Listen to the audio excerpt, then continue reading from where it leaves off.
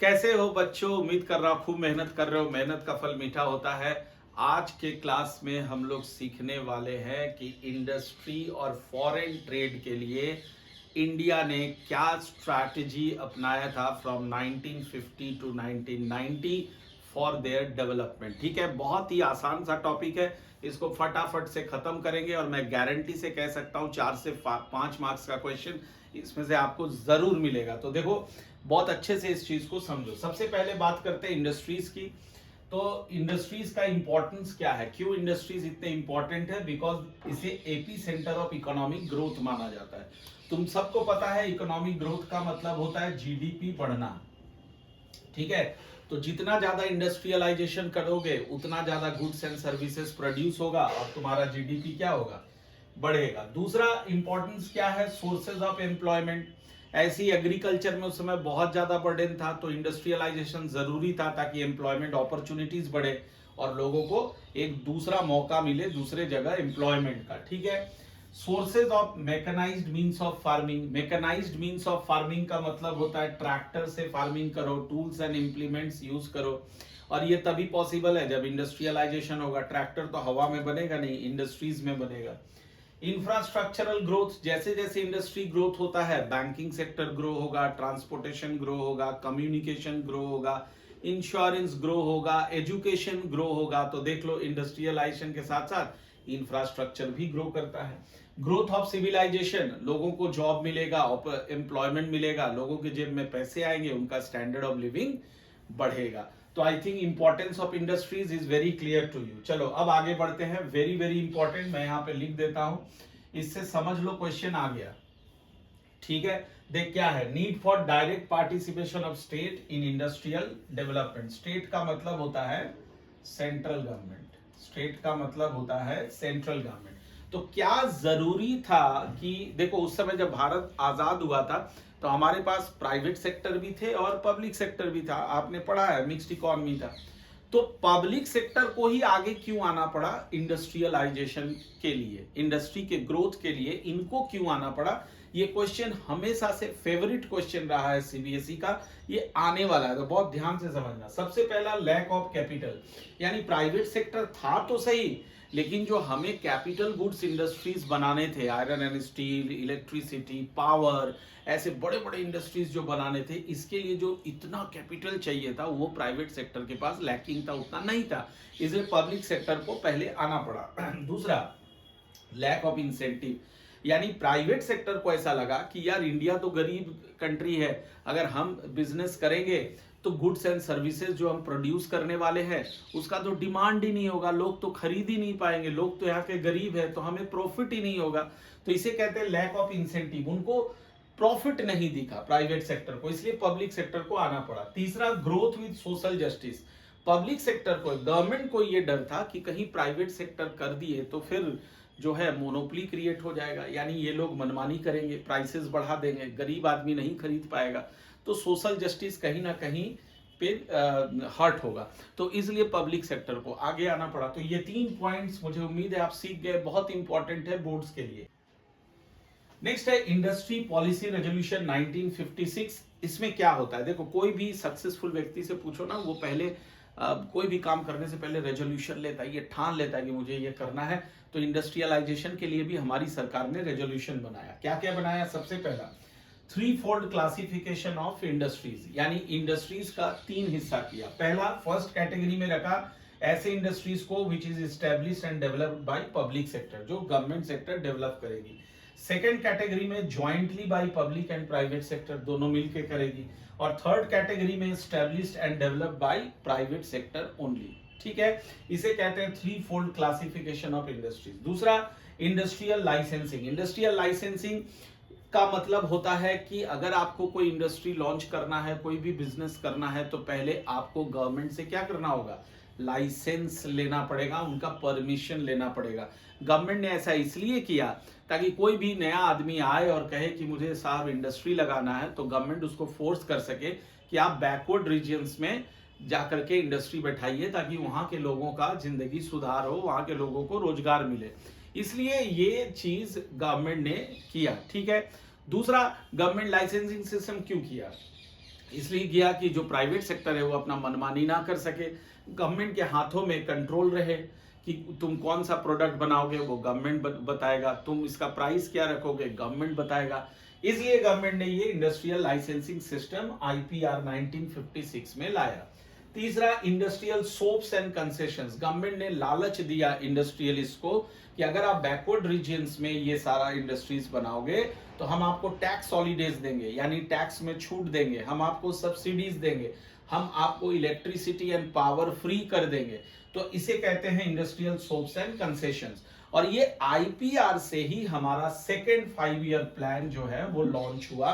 ठीक है, इसको दिमाग में रखोगे। सेकेंड 5 ईयर प्लान का मास्टर प्लान किसने बनाया था? पीसी मेलानोबिस। याद करो, मैंने बताया था पिछले चैप्टर में।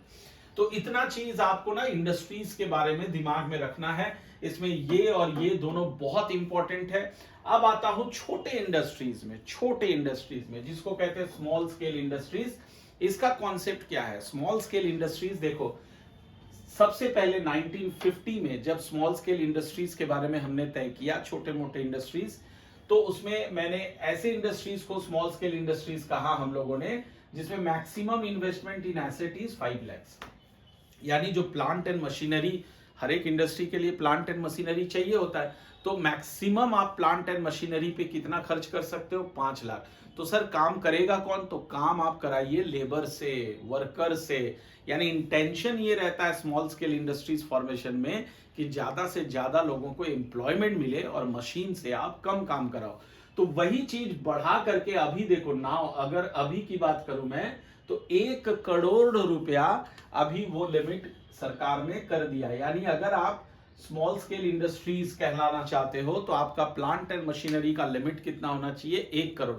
उससे ज्यादा अगर प्लांट एंड मशीनरी आपके फैक्ट्री में है तो आप स्मॉल स्केल इंडस्ट्रीज नहीं कहलाते हो, आप लार्ज इंडस्ट्रीज कहलाते हो। ठीक है, अब हम ये पढ़ेंगे कि स्मॉल स्केल इंडस्ट्रीज का फीचर्स क्या है और क्यों ये हमारे इंडिया के लिए इंपॉर्टेंट है। तो सबसे पहला, ये लेबर इंटेंसिव होता है, यानी ज्यादा लेबर्स काम करते हैं इन कंपैरिजन टू मशीन्स। इससे एम्प्लॉयमेंट अपॉर्चुनिटीज बढ़ता है। दूसरा है प्रमोट्स रीजियोनल इक्वालिटी। अब देखो स्मॉल स्केल इंडस्ट्रीज के लिए ना जरूरी नहीं होता है कि हम अर्बन सेक्टर में जाकर के ये इंडस्ट्रीज खोले। हम गांव में किसी पिछड़े जगह में भी, बैकवर्ड रीजन में भी इसको जाके खोल सकते हैं। बहुत ज्यादा इसके लिए मुझे रॉ मटेरियल्स वगैरह चाहिए नहीं होता है। ठीक है, कि मैं अर्बन एरियाज में ही खोलूं और रॉ मटेरियल आसानी से कहीं से भी इंपोर्ट करूं, चाहे कहीं से भी आ जाए, इसकी जरूरत नहीं होती। इसलिए हम कहीं पे भी इसको खोल सकते हैं। कहीं पे भी अगर हम खोल सकते हैं तो वो, अगर बैकवर्ड रीजन में हम खोले तो वो एरिया डेवलप कर जाता है। तो इसलिए क्या होता है? Promotes regional equality. ऐसा नहीं कि सिर्फ अर्बन एरियाज ही फ्लरिश करें, हम ग्रामीण क्षेत्रों को भी स्मॉल स्केल इंडस्ट्रीज से फ्लरिश करवा सकते हैं। तीसरा है needs small investment and equity oriented. बहुत छोटा सा इन्वेस्टमेंट चाहिए होता है तो कोई भी ऐसे इंडस्ट्रीज को खोल सकता है। प्लस इक्विटी ओरिएंटेड का मतलब होता है कि यहाँ जो लेबर्स काम करते हैं और जो मालिक होता है, दोनों के इनकम में बहुत ज्यादा फर्क नहीं होता है। अंडरस्टैंड? इसलिए इक्वलिटी मेंटेन होता है। तो ये इंपॉर्टेंस है स्मॉल स्केल इंडस्ट्रीज का, या फिर कह लो features of small scale industries. Very very very very important. अब मैं बात करूंगा इंडिया के फॉरेन ट्रेड का। फॉरेन ट्रेड में 2 चीज आता है, एक एक्सपोर्ट और एक इंपोर्ट। तो 1950 से 1990 तक इंडियन गवर्नमेंट का क्या स्ट्रैटेजी था फॉरेन ट्रेड का, वो अभी हम सीखेंगे। तो सबसे पहला चीज देखो इसमें क्या हुआ। 1950 से 1990 तक significant increase in volume of trade. हमें पता है बिफोर 1950, आजादी से पहले 1947 से पहले हैंडीक्राफ्ट इंडस्ट्रीज बिल्कुल डिक्लाइन हो गया था, इसलिए वॉल्यूम ऑफ ट्रेड कम हो गया था, है ना। Volume of trade, volume of export कम हो गया था। लेकिन धीरे धीरे जैसे जैसे हमने इंडस्ट्रियलाइजेशन किया तो हमारा वॉल्यूम ऑफ ट्रेड क्या हो गया? वो बढ़ गया। दूसरा, maximum export and import with USA. याद करो ब्रिटिशर्स के समय क्या हुआ था? मोर देन 50%, मैंने बताया था ऑलमोस्ट 70% जो है ट्रेड हम ब्रिटेन के साथ करते थे, याद है? ठीक है, लेकिन इसके बाद, आजादी के बाद 1950s के बाद मैक्सिमम एक्सपोर्ट और इंपोर्ट हम किसके साथ करने लगे? यूएसए के साथ करने लगे। क्लियर है? इसको दिमाग में रखना। नेक्स्ट, अब आता हूं कॉम्पोजिशन ऑफ ट्रेड। ये बहुत इंपॉर्टेंट है, ध्यान से समझना।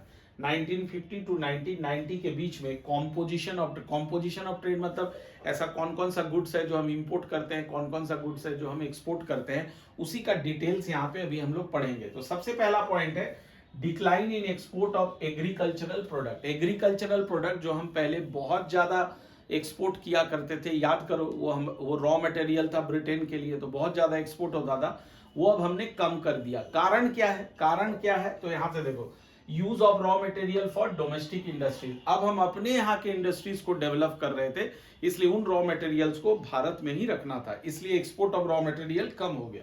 दूसरा, decline in export of conventional goods, jute, T etcetera, इनका भी एक्सपोर्ट कम हो गया। क्यों हो गया? बिकॉज इनको अब हम डोमेस्टिक इंडस्ट्रीज के लिए इस्तेमाल कर रहे थे। क्लियर है? Yes sir. लेकिन बढ़ा किसमें export? Increase in export of manufactured goods हमने बढ़ाया। स्वाभाविक है ना, हम इंडस्ट्रीज यहाँ पे फैला रहे हैं, अपने कंट्री में फैला रहे हैं, तो यहाँ का जो गुड्स हम मैन्युफैक्चर कर रहे हैं उसको तो एक्सपोर्ट करना ही पड़ेगा। इसलिए करना पड़ेगा क्योंकि मुझे फॉरेन एक्सचेंज रिजर्व तो चाहिए होगा। ठीक है, तो increase in export of manufactured goods due to industrial development policies. हमने जो आईपीआर बनाया था उसमें ये सारा पॉलिसीज हमने अपनाया था कि हम अपने यहाँ गुड्स मैन्युफैक्चर करेंगे और अपने यहाँ के नीड्स को पूरा करेंगे, फिर जो बचेगा हम उसको एक्सपोर्ट कर देंगे। क्लियर है? तो ये पॉइंट बहुत इंपॉर्टेंट है, इसको दिमाग में रखोगे। नेक्स्ट आता है ये very very very very important, last but not the list, trade policy adopted by India. ठीक है, तो 1950 के बाद इंडिया ने कौन सा ट्रेड पॉलिसी अपनाया? ट्रेड पॉलिसी दो तरह का होता है बच्चों, एक इंपोर्ट सब्स्टिट्यूशन और दूसरा होता है एक्सपोर्ट प्रमोशन। क्या क्या बोला मैंने? एक होता है इंपोर्ट सब्स्टिट्यूशन और एक क्या होता है? Export promotion. दोनों का डिफरेंस क्या है? इंपोर्ट सब्स्टिट्यूशन यानी इंपोर्ट बंद करो, कम करो और अपने कंट्री में प्रोड्यूस करो। एक्सपोर्ट प्रमोशन यानी अपने कंट्री में ज्यादा से ज्यादा प्रोड्यूस करो, सेल्फ सफिशिएंसी, अगर खुद सारे नीड्स को पूरा करो, जो बचेगा उसको एक्सपोर्ट कर दो। तो इंडिया ने कौन सा पॉलिसी अपनाया वो देखो, इंपोर्ट सब्स्टिट्यूशन पॉलिसी, जिसे हम इनवर्ड लुकिंग ट्रेड पॉलिसी कहते हैं, वो इंडिया ने अपनाया। ये यानी इंपोर्ट को कम करना है और हमारे कंट्री में हमारी जरूरत की चीजों को ज्यादा बनाना है। पर्पस क्या था? To protect domestic industries, domestic industries को प्रोटेक्ट करने के लिए, उनको बढ़ावा देने के लिए। टू बिकम सेल्फ सफिशिएंट यानी अब हमें विदेशों पे भरोसा नहीं करना, उन पे डिपेंडेंट नहीं रहना है। ठीक है, हम अपने यहाँ खुद प्रोड्यूस कर लेंगे। टू सेव फॉरेन एक्सचेंज, और जितना ज्यादा इंपोर्ट होगा तुम्हारा फॉरेन एक्सचेंज उतना खर्च होगा। अगर इंपोर्ट कम कर दोगे तो फॉरेन एक्सचेंज बच जाएगा और वो जो बचे हुए फॉरेन एक्सचेंज से तुम जरूरत की चीजों को केवल इंपोर्ट कर सकते हो। तो उम्मीद करता हूं ये बिल्कुल क्लियर हो गया। बहुत इंपॉर्टेंट ये दोनों टॉपिक्स है, बहुत अच्छे से कर लीजिए, इससे क्वेश्चन अनिवार्य रूप से आएगा।